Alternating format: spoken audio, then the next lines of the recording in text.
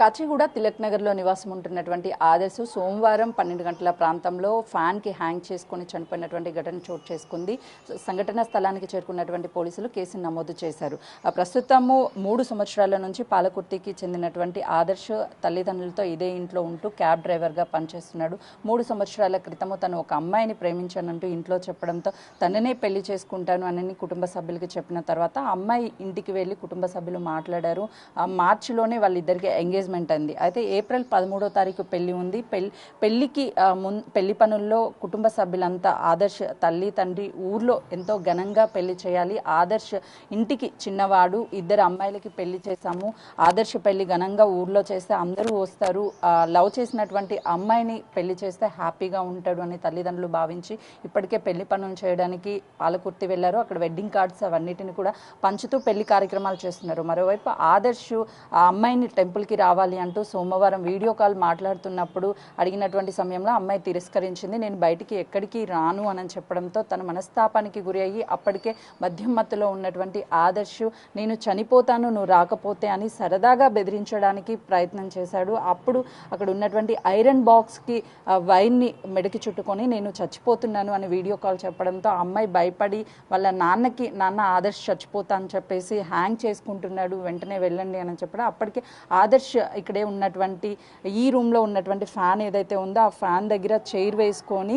సరదాగా బెదిరించాలి అని చెప్పేసి మెడకి ఆ వైర్ని చుట్టుకున్నాడు. అప్పటికే ఆ కుర్చీ పక్కకి జరగడంతో ఆదర్శ్ అక్కడికక్కడే మృతి చెందాడు. దాదాపు కొట్టుమిట్టాడుతున్నటువంటి సమయంలో కూడా తను మాట్లాడడానికి మెడకి గట్టిగా వైర్ చుట్టుకోవడంతో మాటలు కూడా బయటికి రాలేదు. అర్ధరాత్రి 12-12:30 గంటల ప్రాంతంలో కావడంతో చుట్టుపక్కల ఉన్నటువంటి వాళ్ళకి ఎవరికి సౌండ్స్కి వినిపించకపోవడం, దాంతోపాటు ఇది అపార్ట్మెంట్ కావడంతో చుట్టుపక్కల ఉన్నటువంటి ఎలాంటి హౌసెస్ లేవు, ఇండివిజువల్ అన్ని అపార్ట్మెంట్స్ ఉండడం, దూరంగా ఉండడంతో ఆ శబ్దాలు కూడా బయటకు వెళ్ళే అవకాశం లేదు. అప్పటికే తను లోపల లాక్ చేసుకొని ఉన్నాడు. సంఘటన స్థలానికి చేరుకున్నటువంటి పోలీసులు కూడా లోపలికి వెళ్ళేటప్పుడు విండోస్ మొత్తం క్లోజ్ అయి ఉండడంతో ఏ రూమ్లో 2 గదులు ఉన్నాయి, ఏ రూమ్లో జరిగింది ఏంటి అని చెప్పేసి పోలీసులకు అర్థం కాలేదు.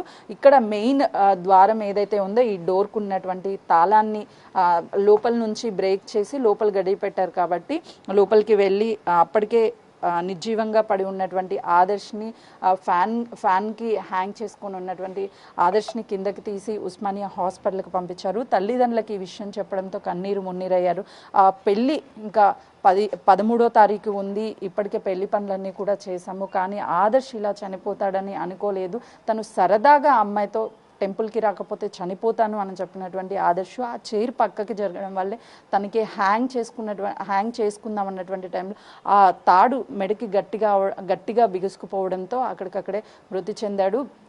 పోలీసులు కేసును నమోదు చేసుకొని ఇన్వెస్టిగేషన్ చేస్తున్నారు. ప్రస్తుతం ఉస్మానియా హాస్పిటల్లో పోస్టుమార్టం అయిపోయింది. తదనంతరం కూడా వాళ్ళ సొంత గ్రామం అయినటువంటి పాలకుర్తికి ఆదర్శ్ని తీసుకువెళ్లారు.